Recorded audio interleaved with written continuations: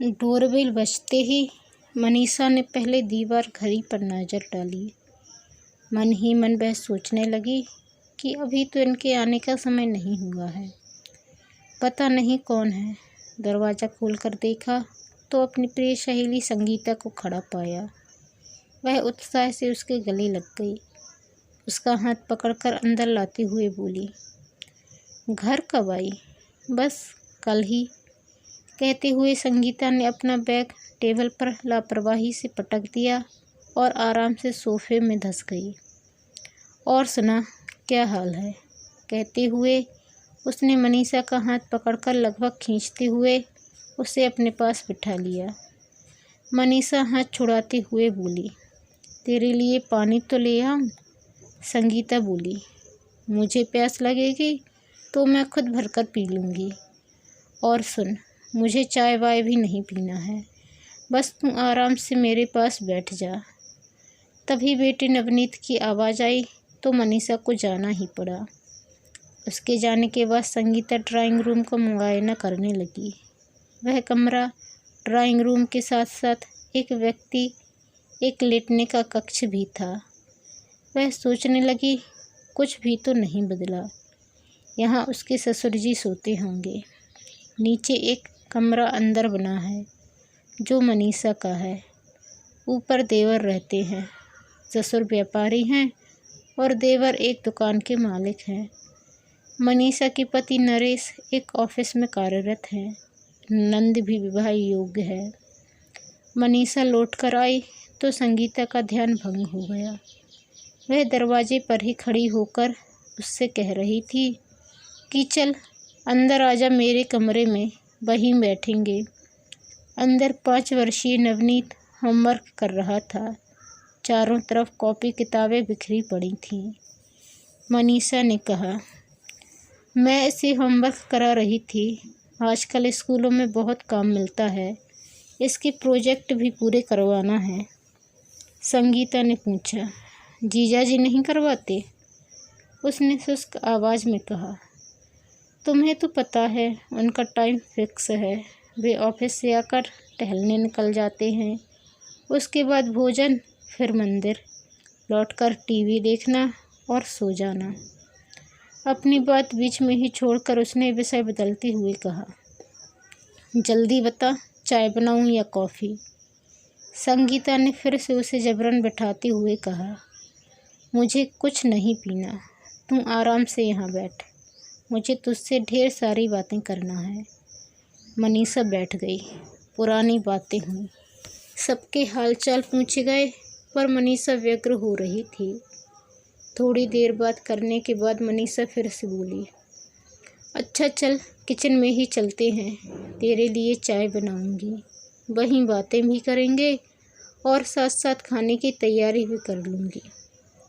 संगीता ने तर्क किया, मुझे खाना वाना नहीं खाना है। मनीषा कुछ झिझकते हुए बोली, तेरे लिए नहीं, सबके लिए खाना बनाना है। संगीता मनीषा के साथ किचन में आ गई। संगीता ने फिर पूछा, मम्मी जी कहाँ हैं? उसने संक्षिप्त उत्तर दिया, मंदिर गई हैं। मनीषा को शांत देखकर संगीता चहकते हुए बोली, तनख्वाह कितनी बढ़ रही है? सुना है तू तो अब मालामाल हो जाएगी। बता कितना फ़ायदा हो रहा है? पता नहीं, वही सरल सा उत्तर हमेशा की तरह उसने दिया। अच्छा बता, अभी कितनी पगार मिल रही है? संगीता हिसाब लगाने को आतुर थी। उसका फिर वही उत्तर था, मुझे नहीं पता। दरअसल तुझे तो मालूम है, मैंने शादी के बाद से ही नहीं जानना चाहा कि मुझे कितनी तनख्वाह मिलती है। वेतन बैंक में जमा हो जाता है, इन्हें जितनी ज़रूरत होती है एटीएम से निकाल लेते हैं। पूछती हूँ फिर भूल जाती हूँ। संगीता जानती थी कि मनीषा को ज़्यादा वेतन मिलता है और उसके पति को कम। वह वेतन संबंधी कोई भी बात करती है तो उन्हें लगता है तनख्वाह की धौंस दिखा रही है। फिर इन्फीरियरिटी कॉम्प्लेक्स का भी प्रश्न था। गृहस्थी अच्छी तरह चलती रहे, इसलिए उसने आर्थिक मुद्दों में कभी हिस्सा नहीं लिया। ना ही हस्तक्षेप किया। संगीता झल्लाकर बोली, देख मनीषा, ये सीधापन और सरलता नहीं है, तेरा बुद्धूपन है। सीधा बनकर रहना और एक्टिव बनकर रहना दोनों में अंतर है। तुम कब अपने आप को एक्टिव बनाएगी? कॉलेज का एक प्राध्यापक ये कहे कि उसे नहीं मालूम उसे कितनी तनख्वाह मिलती है, कोई सुनेगा तो यह नहीं समझेगा कि तुम कितनी सीधी है, वो तुझे मूर्ख समझेगा। और यह तेरा सीधापन नहीं, बुद्धूपन है। इसका लोग फ़ायदा उठाएंगे। तुम अपने आप में कब परिवर्तन लाएगी? संगीता का लंबा चौड़ा भाषण शुरू हो गया था। थोड़ा रुककर फिर बोली, अपनी दशा देख, साड़ी बेतरतीब है, बाल बिखर रहे हैं, पैरों की एड़ियाँ फट रही हैं, गला सूना पड़ा है। मुझे मालूम है ऐसे ही कॉलेज हुआ ही होगी। मनीषा की आंखों में पानी तैर आया था। वह धीरे से बोली, क्या करूं, घर के काम से फुर्सत ही नहीं मिलती। रात को थक कर चूर हो जाती हूँ। सुबह जल्दी उठकर क्लास का लेक्चर तैयार करती हूँ, नवनीत का टिफ़िन तैयार करना और नाश्ते की तैयारी करना। समय कब निकल जाता है पता ही नहीं चलता। बस भागते दौड़ते कॉलेज जाती हूँ। और देवरानी?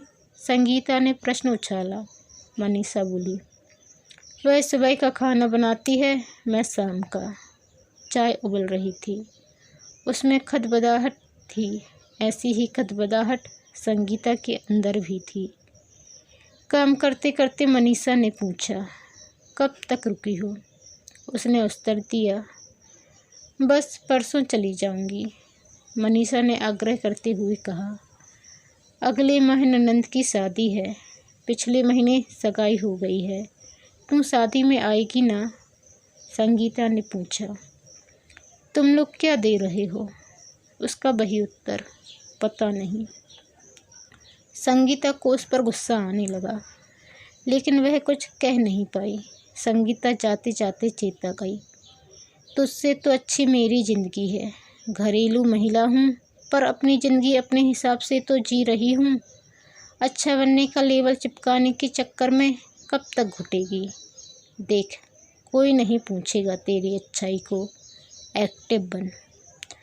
मनीषा और संगीता कक्षा 5 से लेकर BA तक साथ साथ पढ़ी हैं। संगीता का मन आगे पढ़ने में नहीं लगा तो माँ बाप ने उसकी शादी कर दी। मनीषा के पिता की किताबों की दुकान थी। पिताजी किताबें लेने जाते तो कभी कभी मनीषा भी दुकान पर बैठ जाती। 4 भाई बहनों का पालन गरीबी में किस जद्दोजहद में होता है, यह सब मनीषा ने देखा है। घर की हालत देखकर उसने संकल्प ले लिया था कि वह अच्छी नौकरी करेगी।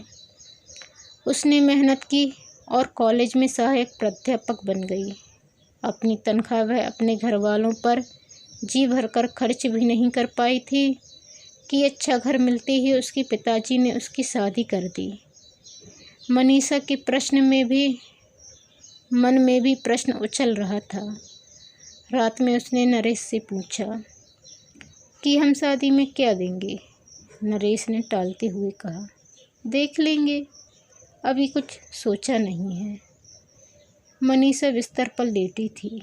संगीता के शब्द उसके मस्तिष्क पर बार बार प्रहार कर रहे थे। तुझे ये भी नहीं पता तुझे कितनी तनख्वाह मिलती है? मैं अपनी ज़िंदगी अपने हिसाब से जीती हूँ। मनीषा बुदबुदाई, संगीता, तुम्हें कैसे बताऊँ कि मैं क्यों इनके हिसाब से चलती हूँ? तुम्हें नहीं पता, इनके परिवार में ताऊ जी के लड़के ने गुस्से में आकर पत्नी को छोड़ दिया। मैं जानती हूँ भाभी जी की हालत क्या हो गई है। डर लगता है मुझसे ऐसी गलती ना हो जाए कि मेरा भी वही हाल हो। पिताजी पर क्या गुजरेगी? 2 बहनें अभी शादी के लिए हैं, उनकी शादी में बाधा आ जाएगी। सोचते हुए उसकी आँख की कोर से आंसू बह निकले। समय जल्दी ही व्यतीत हो गया। ननंद की शादी करीब आ गई। शादी की रस्में पूरी होने लगीं। घर में मेहमान भी आ गए। सासू माँ चौकी पर बैठी बुलावे में दिए जाने वाले बटोने को थैली में भरवा रही हैं। बुआ सास उसमें एक एक कटोरी बतासे भरकर मौसी सास को देती जा रही हैं। बुआ जी ने पूछा, घर में कौन कौन क्या क्या दे रहा है? मम्मी जी ने वही घिसा पिटा उत्तर दिया, दे देंगे जो बनेगा। मौसी ने पूछा, नरेश और महेश क्या दे रहे हैं? मम्मी का वही उत्तर, पता नहीं। बुआ जी बोली, सगाई तो अच्छी चढ़ा दी, सुना है कार भी दी है।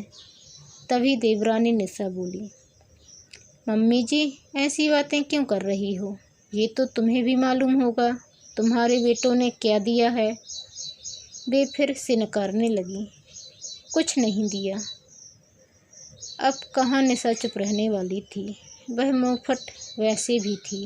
वह बोली, मम्मी जी 30,000 दिए हैं, मामूली दुकान है, तब भी इतना कर दिया। सुनकर मम्मी जी का चेहरा सफ़ेद पड़ गया। मनीषा निरुत्तर थी। उसे तो मालूम ही नहीं था कि नरेश ने कितना रुपया लगाया है या कितना देने के लिए सोच रखा है। बुआ जी बोल पड़ी, चलो जाकी तो छोटी दुकान है, जाने 30,000 लगा दिए। ये तो 2 ही जने कमाते हैं, कुछ तो देने ही चाहिए। ननंद की शादी कौन बार बार हो तो है। तुम्हारी बहन की शादी होगी तो तुम कुछ नहीं दोगी क्या? बहना, अपनी तेरी को फ़र्क मत करो। तब तक ननंद भी आ गई थी। उसने भी तर्क देते हुए कहा, और क्या बुआ जी, कुछ नहीं दिया। इनके बच्चों को दिन भर रखा, तभी ये नौकरी कर पाई। मनीषा की आंखें डबडबा आईं। वह ज़मीन में गड़ी जा रही थी। यह तो वही जानती है कि बच्चों के कारण दिन रात नौकरानियों की तरह घर में जुटी रही।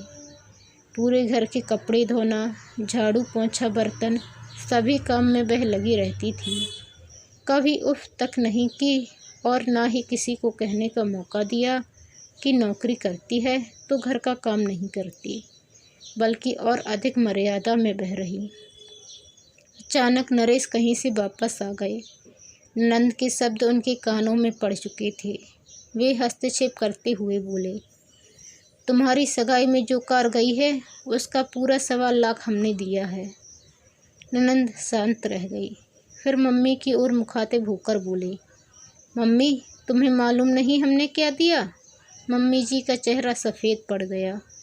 मनीषा अंदर दौड़ी चली गई। आज तो उसके सब्र का बांध टूट गया। उसे तो नरेश पर गुस्सा आ रहा था। सबको पता है, बस मुझे ही नहीं पता। निशा को भी मालूम है कि उसने कितना रुपया दिया। रह रहकर संगीता की बातें कानों में गूंज रही थीं। सीधा होना और एक्टिव होना दोनों में अंतर है। वह ठीक कहती है, हर आय व्यय का विवरण मालूम होना चाहिए। आज मुझे मालूम होता तो मैं भी वह देती। यूं जलील तो नहीं होती। नरेश अंदर आए। उसे फूट फूट कर रोता देखकर बोले, शांत हो जाओ। मनीषा का लावा फूट पड़ा। मैंने तुझसे कभी तनख्वाह का हिसाब नहीं लिया। मुझे ये तक नहीं मालूम तुझे कितनी तनख्वाह मिलती है। मुझे यह तक नहीं मालूम तुमने सगाई में क्या दिया निशा को। मालूम है उसने क्या दिया? मालूम नहीं है तो बस मुझे। मैंने घर वालों का सहयोग करने के लिए आपको कभी मना नहीं किया। फिर क्यों आप 1 माह से सब बात छिपाए हुए हैं? मैं अर्धांगिनी हूँ आपकी।